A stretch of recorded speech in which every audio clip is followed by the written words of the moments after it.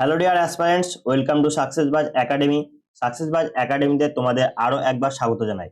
আজই প্রকাশিত হয়েছে ডাব্লিউবিপিএসসি মিসেলেনিয়াস সার্ভিস 2024-এর ফুল নোটিফিকেশন, যেখানে আমরা দেখে নেব এই এক্সামের জন্য কি কি রিকোয়ারমেন্ট রয়েছে, কি কি কোয়ালিফিকেশন থাকলে তোমরা অ্যাপ্লাই করতে পারবে, কোন কোন এজ লিমিটের মধ্যে ব্যক্তিরা থাকলে এখানে অ্যাপ্লাই করতে পারবে, কম্পিটিশন এখানে কেমন হতে চলেছে, এবং সব থেকে বড় বিষয় এখানে স্যালারি কিরকম এবং কি কি পোস্টের জন্য এখানে কিন্তু অ্যাপ্লিকেশন করা যাবে।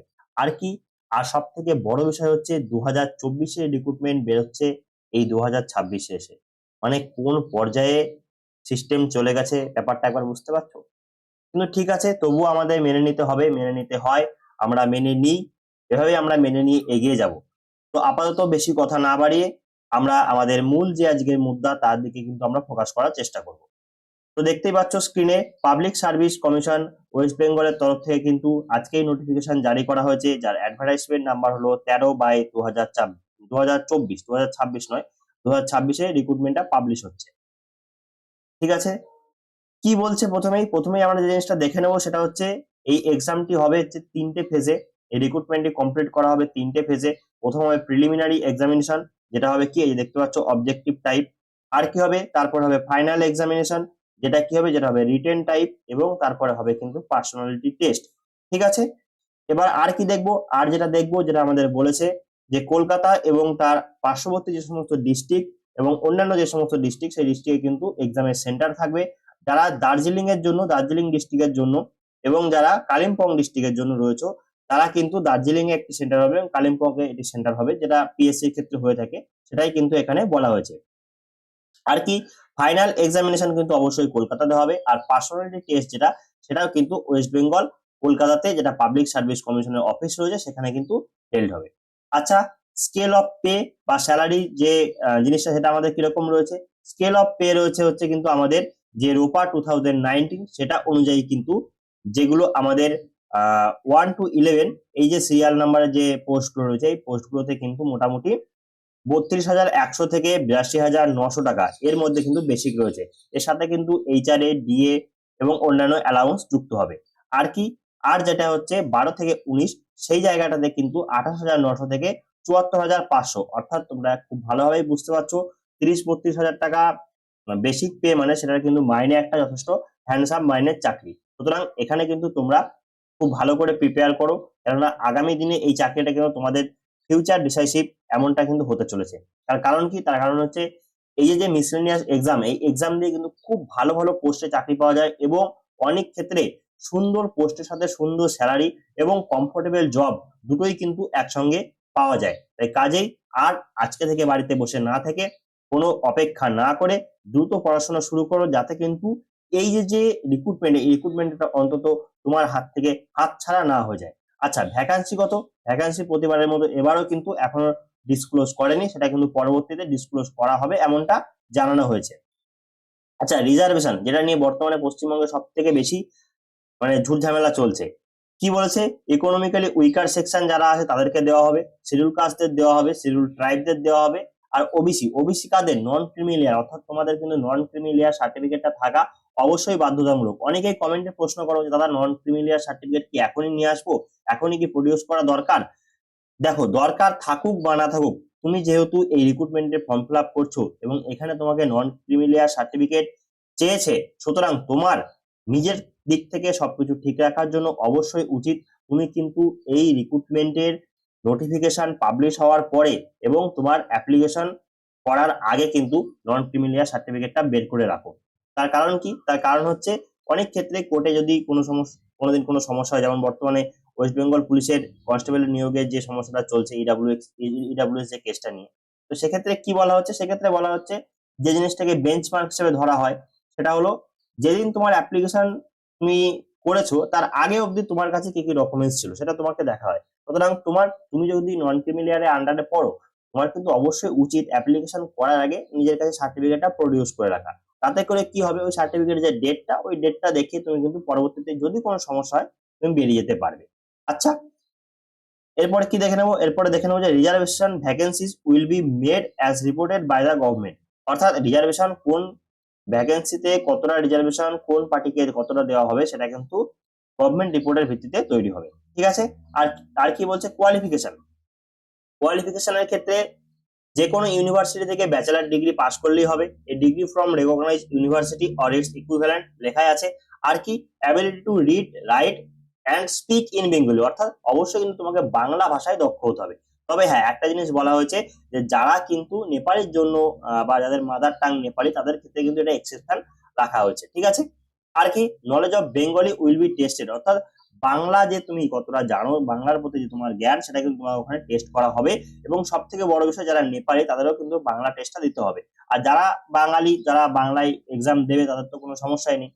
ঠিক আছে। এজ কি বলছে, এজ হচ্ছে 20 বছরের উপরে যারা, তারা কিন্তু অ্যাপ্লাই করতে পারবে, এবং 39 বছর পর্যন্ত, অর্থাৎ 1/1/2024 যদি বর্ন ডেট ধরা হয়, এই অনুযায়ী যদি ধরা হয়, তাহলে কিন্তু মোটামুটি 2/1/1985 এবং 1/1/2004 এই যে টাইম পিরিয়ডটা, এই টাইম পিরিয়ডের মধ্যে যাদের ডেট অফ বার্থ রয়েছে, তারা কিন্তু অ্যাপ্লাই করতে পারবে। ঠিক আছে। আর কি, relaxation of age limit, relaxation in age লিমিটে কি আছে, আমরা সাধারণত দেখে থাকি এসসি এসটি দের ক্ষেত্রে 5 বছর ছাড় দেওয়া হয়, এখানেও তাই হয়েছে। ওবিসি দের ক্ষেত্রে 3 বছরের দেওয়া হয়েছে। এবং যারা পিডব্লিউডি আছেন, অর্থাৎ যারা ফিজিক্যালি ডিসেবল এবং 40% উপরে হতে হবে, তাদের ক্ষেত্রে কিন্তু 45 ইয়ার্স পর্যন্ত লিমিট রাখা হয়েছে। আর কি বলেছে, অন্য স্টেট থেকে যদি কোনো এসসি এসটি ওবিসি ক্যান্ডিডেট আসে, তাদের কিন্তু এই ছাড়টা দেওয়া হবে না। ঠিক আছে। এরপরে আর কি দেখে নেবো আমরা, এরপরে রিগার্ডিং যেটা আমাদের দরকার, সেটা হচ্ছে কি, 160 টাকা কিন্তু ফি রাখা হয়েছে। ঠিক আছে, 160 টাকা ফি রাখা হয়েছে। এসসি এসটি ক্যান্ডিডেট এবং যারা পিডব্লিউবিডি ক্যান্ডিডেট রয়েছে, তাদের কিন্তু এই ফিটা লাগছে না। ঠিক আছে। জেনারেল এবং ইডব্লিউএস ক্যান্ডিডেট যারা, তাদের কিন্তু অবশ্যই লাগবে। আচ্ছা, পার্টিকুলার্স এন্ড সার্টিফিকেট রিকোয়ার্ড, কোন কোন সার্টিফিকেট কার কার দরকার, দেখো, ইডব্লিউএস, এসসি এসটি ওবিসি, অর্থাৎ কাস্ট সার্টিফিকেট কিন্তু অবশ্যই জরুরি।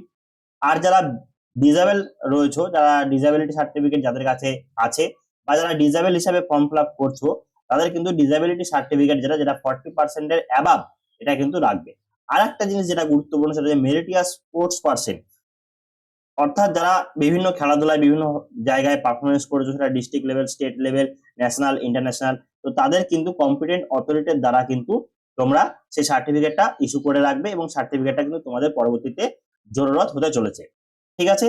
আর কি, আর যেটা আমরা দেখে নেবো, সেটা হচ্ছে পেনাল্টি। এখানে কিছু একটা পেনাল্টির কথা বলেছে, কি বলছে দেখে নি, a deduction of 10% of full marks shall be made from total marks secured by a candidate in particular paper if he or she disclose his or her identity, অর্থাৎ তুমি যদি কোনোভাবে তোমার পেপারে তোমার আইডেন্টিটি ডিসক্লোজ করার চেষ্টা করো, অর্থাৎ আইডেন্টিটি ডিসক্লোজ করে তুমি যদি কোনো পেপার নেওয়ার চেষ্টা করো, তাহলে কিন্তু তোমার টোটাল মার্কসের থেকে 10% মার্কস কেটে নেওয়া হবে। তো সুতরাং খুব ধ্যানপূর্বক নিজের পেপারে কিন্তু কখনো নিজের আইডেন্টিটি ডিসক্লোজ করার কথা ভুলেও ভাববে না, এবং মিস্টেকও কিন্তু করবে না। আচ্ছা, টাই ব্রেকিং হলে কিভাবে টাইটা ব্রেক করা হবে, টাই ব্রেকিং যেটা হবে, সেটা হচ্ছে যে ব্যক্তি পার্সোনালিটি টেস্টে বেশি নাম্বার পাবে, তাকে সবার ফার্স্টে চান্স দেওয়া হবে। যদি তারপরেও টাই থেকে যায়, তাহলে কি হবে, higher aggregate marks of the two papers in which candidates obtain highest and second marks, and in case of further tie, highest marks obtained by a candidate in any paper will be given preference, অর্থাৎ যে লিখিত পরীক্ষা হবে, সেই লিখিত পরীক্ষার যে aggregate marks হবে, সেটার মধ্যে যে হায়ার পাবে, তাকে কিন্তু আগে প্রমোট করা হবে। তাও টাই থাকে, তাহলে কিন্তু পার্টিকুলার যে দুটো পেপার, সেই দুটো পেপারের মার্কসে কিন্তু তুলনা করা হবে, তারপরে তাকে কিন্তু প্রমোট করা হবে। এবং এর পরেও যদি টাই থেকে যায়, তখন কি করা হবে, তখন কিন্তু যার এজ বেশি, যার হায়ার এজ, তাকে কিন্তু প্রমোট করা হবে। ঠিক আছে। এরপরে কি বলছে, ডিডাকশন অফ মার্কস, কোন ক্ষেত্রে মার্কস ডিডাকশন হবে, এমসিকিউ নির্ভর পরীক্ষা হবে, তার মানে কিন্তু এটা নয় ডাব্লিউবিএসএসসি গ্রুপ সি গ্রুপ এর মতো নয় যে যা ইচ্ছা আমার তাই দাগিয়ে দিয়ে আসলাম, তা কিন্তু নয়। এখানে কিন্তু নেগেটিভ মার্ক থাকছে, এবং নেগেটিভ মার্কস কোনটা হিসাবে কত থাকবে, সেটা কিন্তু কোশ্চেনের যে বুকলেট, সেই বুকলেটের উপরে তোমাদের দেওয়া থাকবে। ঠিক আছে। ল্যাঙ্গুয়েজ অফ দ্য এক্সামিনেশন, এক্সামিনেশনের ক্ষেত্রে কিন্তু ইংলিশ এবং বাংলা দুটো ক্ষেত্রেই তোমরা অ্যাপিয়ার করতে পারবে, ইংলিশেও লিখতে পারবে, বাংলাতেও লিখতে পারবে। ঠিক আছে। তবে বেশিরভাগ যারা বাঙালি, তারা বাংলায় প্রেফার করবে, এবং বাংলা বাদে যারা অন্যান্য স্টেট থেকে আসছে, এবং সব থেকে বড় বিষয় যারা নেপালি রয়েছে, তারা কিন্তু ইংলিশ ল্যাঙ্গুয়েজটা ওখানে লিখতে পারো। ঠিক আছে। তবে হ্যাঁ, তবে ল্যাঙ্গুয়েজ পেপার যেটা সেটাতে কিন্তু কোনো এই সমস্ত ইংলিশ বাংলা চলবে না, সেখানে কিন্তু তোমরা বাংলা পেপার বাংলা দিতে হবে, ইংলিশ পেপার ইংলিশে দিতে হবে। ঠিক আছে। ক্যাটাগরি ওয়াইজ কোয়ালিফাইং মার্কস, এখানে দেখো এই জিনিসটা অনেকে কনফিউজ হয়ে যায় যে তাহলে কি 40% পেলে আমি পাস করে যাবো? না বাবু, এমন জিনিসটা নয়। বিষয়টা হলো যে টোটাল মার্কসের মধ্যে তোমার পরীক্ষা হবে, সেই মার্কসের মধ্যে কাট আপ যেখানেই যাক না কেন, তোমাকে কিন্তু এই 40%-এর কোটা বা তোমার 38%-এর কোটা বা এসসি এসটি হলে 35 এবং 30 রেসপেক্টিভ যে কোটা, সেটা কিন্তু তোমাকে পার করতে হবে। অর্থাৎ সাপোজ ধরো তোমার 100তে পরীক্ষা হয়েছে, তুমি এটা ধরে নাও তুমি 100তে কিন্তু মিনিমাম তোমাকে 40 পেতে হবে। 40-এর যদি তুমি নিচে পাও, তাহলে কাট আপ যেখানেই যাক না কেন তোমাকে কিন্তু নেওয়া হবে না। অর্থাৎ কাট আপ তুমি ধরে রাখো 100 মার্কসের পরীক্ষা হলে 40-এর উপরে কাট আপ কিন্তু করতে হবে। এই যে কোয়ালিফাইং বিষয়টা দেওয়া থাকে, এটা নেচারই হচ্ছে এটা মিনিমাম 40% মার্কস কিন্তু তোমাকে পেতে হবে। তারপরে তার উপরে যারা পাবে তাদেরকে নিয়ে কিন্তু তোমার কাট আপটা তৈরি হবে। 40% নিচে পেলে কিন্তু তোমাকে ডাইরেক্ট ছেটে ফেলা হবে, তোমার কাট আপের আসা যাওয়া কোনো তোমার ওর মধ্যে কিন্তু তুমি পড়বেই না। বোঝা গেছে? আর কি প্রিলিমিনারি এক্সামের সেন্টার গুলো কোথায় থাকবে? কলকাতা থাকবে, বারুইপুর থাকবে, ডায়মন্ড হারবারে আছে, ব্যারাকপুরে আছে, বারাসাতে থাকবে, হাওড়া, চিনসুরা অর্থাৎ যেটা চুচুড়া, বর্ধমান, দুর্গাপুর, মেদিনীপুর, তমলুক, বাঁকুড়া, পুরুলিয়া, ঝাড়গ্রাম, সিউড়ি, কৃষ্ণনগর, বহরমপুর, মালদা, বালুরঘাট, রায়গঞ্জ, জলপাইগুড়ি, আলিপুরদুয়ার, কোচবিহার, শিলিগুড়ি, কালিম্পং অ্যান্ড দার্জিলিং। এখানে বলা হয়েছিল আগে যে কালিম্পং এবং দার্জিলিং এর যে 3টে সদর এলাকা রয়েছে, সেই জায়গাগুলোতে কিন্তু এই কালিম্পং এর ছেলেরা কালিম্পং এবং দার্জিলিং এর ছেলেরা কিন্তু দার্জিলিং এ আসার জন্য অনুরোধ করা হয়েছে তাদেরকে আগেই। আর বাকি যে ডিস্ট্রিক্ট গুলো রয়েছে সেই ডিস্ট্রিক্টের রেসপেক্টিভে কিন্তু অন্যান্য জায়গায় তাদের সবারই কিন্তু এই এক্সাম সেন্টার বলে দেওয়া হয়েছে। ঠিক আছে? তো তুমি যখন এক্সাম সেন্টার চুজ করবে তখন তুমি তোমার নিয়ারেস্ট এক্সাম সেন্টারটাকে চুজ করবে। অনেকে ভুল করে এই এক্সাম সেন্টার চুজ না করে অন্যটা চুজ করো। দেখো ভাই, সব থেকে বড় বিষয় হচ্ছে তুমি যেদিন পরীক্ষা দিতে যাবে সেদিন তোমার মেন্টাল প্রিপারেশনটা সব থেকে বেশি গুরুত্বপূর্ণ।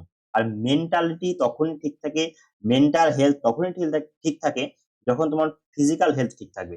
তুমি আজকে 100 কিলোমিটার দূরে এক্সাম দিতে যাচ্ছ, তোমার ফিজিক্যাল হেলথ খারাপ হবে, তোমার মেন্টাল হেলথও খারাপ হবে। ঠিক আছে? তো কাজেই মেন্টাল হেলথ ঠিক রাখার জন্য ফিজিক্যাল হেলথকে ঠিক রাখতে হবে। সুতরাং আমাকে কিন্তু আমার বাড়ি থেকে নিকটবর্তী যে এক্সাম সেন্টার সেটাকে কিন্তু অবশ্যই ওয়াইসলি চুজ করতে হবে। ঠিক আছে? আর কি বলেছে? আর যেটা বলেছে মোবাইল ফোন, স্মার্ট ওয়াচ এগুলো যদি তোমরা নিয়ে যাও তাহলে কিন্তু তোমাদের কপালে অশেষ কষ্ট আছে, কাজে এগুলো নিয়ে যাওয়ার কোনো কিন্তু চেষ্টা করবে না। রেজাল্ট অফ দ্য এক্সামিনেশন, এই রেজাল্ট অফ দ্য যে এক্সামিনেশন হবে সেটা কিন্তু স্ক্রিনিং টেস্ট করা হবে। আর সব থেকে বড় বিষয় হচ্ছে মেডিকেল এক্সামিনেশন থাকছে। রেজাল্টের পরে যে সমস্ত বিষয়গুলো তোমাদের আছে সেগুলো কিন্তু তোমরা এখানে একটু দেখে নেবে।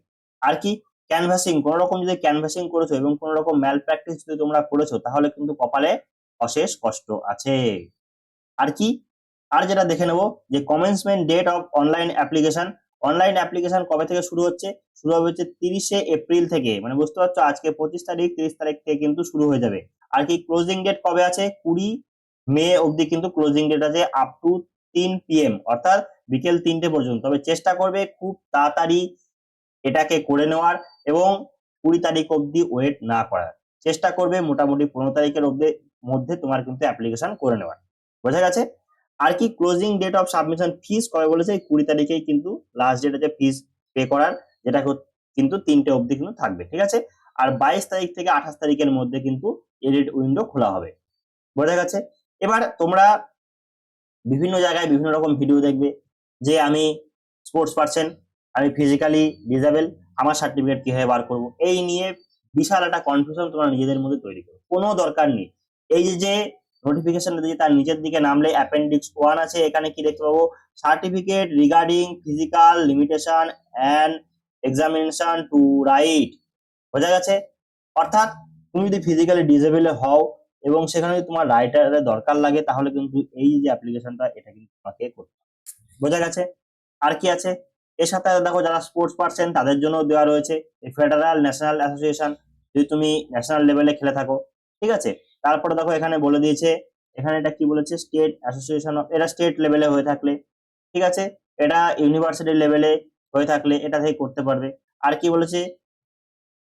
Directorate of school education West Bengal, এটা মানে সম্ভবত স্কুল টিম ন্যাশনাল গেমস যদি স্কুল টিম হিসেবে পার্টিসিপেট করে থাকো তাহলে কিন্তু এই সার্টিফিকেটটা তুমি নিতে পারো। আর কি অ্যানেক্সার সি দিয়েছে, অ্যানেক্সার সি তে কি বলেছে? Income and asset certificate by to be produced by economically weaker section, অর্থাৎ ইকোনমিক্যালি উইকার সেকশন যারা আছে তাদের কিন্তু এই অ্যাসেট ডিক্লারেশন সার্টিফিকেটটা দিতে হয়। তো সেটা কিন্তু তোমরা এখান থেকে পেয়ে যাচ্ছ। ঠিক আছে। এরপরেও যদি তোমাদের কোনো ডাউট থেকে থাকে, এরপরে যদি তোমাদের কোনো অসুবিধা থেকে থাকে, তোমরা কিন্তু অবশ্যই আমাকে কমেন্ট বক্সে জানিও। আমি অবশ্যই চেষ্টা করব তোমাদের পূর্ণভাবে হেল্প করে দেওয়ার। কোনো রকম দ্বিধা সংকোচ ছাড়াই তোমরা কিন্তু আমাকে কমেন্ট বক্সে জানাতে পারো। তো দেখা হচ্ছে আবারও কোনো একটি ভিডিওতে। ততক্ষণ ভালো থাকবে, সুস্থ থাকবে আর জমি প্রিপারেশন করবে। খুব তাড়াতাড়ি এই চ্যানেলে WBPSC রিলেটেড মিসেলিনিয়াস সার্ভিসে যে সমস্ত ক্লাস তোমাদের জন্য জরুরি তার প্রত্যেকটা ক্লাস কিন্তু আমরা নিয়ে আসার চেষ্টা করছি। চ্যানেলটা অবশ্যই সাবস্ক্রাইব করে রাখো, বেল আইকনটি ক্লিক করে রাখো। খুব তাড়াতাড়ি আজ থেকে 2-3 দিনের মধ্যেই কিন্তু তোমাদের WBPSC রিলেটেড সমস্ত ক্লাস এই চ্যানেলে একের পর এক আসতে চলেছে। চ্যানেলটা ফলো করে রাখো, চ্যানেলটা সাবস্ক্রাইব করে রাখো। আশা করি তোমার যে প্রিপারেশন, তোমার যে কম্পিটিটিভ এক্সামের জার্নি, সেটাকে আরো অনেক স্মুথ করে দেওয়ার চেষ্টা করব আমরা। চলো আবারও দেখা হচ্ছে কোনো একটি নতুন ভিডিওতে। ততক্ষণ ভালো থাকবে, সুস্থ থাকবে, জমি প্রিপারেশন করবে। জয় হিন্দ।